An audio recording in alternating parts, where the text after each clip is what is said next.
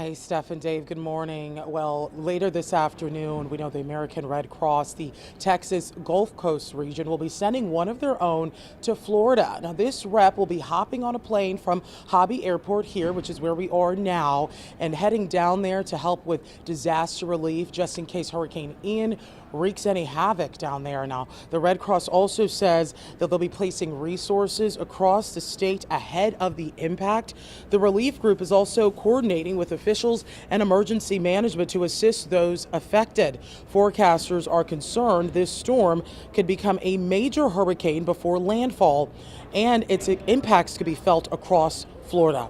Now, NASA even canceled their moon launch scheduled for tomorrow due to the storm's approach. And right now, emergency managers are bracing for serious issues.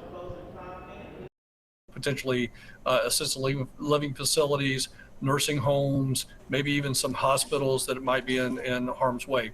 You need to hide from the wind and run from the water. Yeah, and President Biden declared this an emergency, authorizing federal agencies to start coordinating disaster relief now.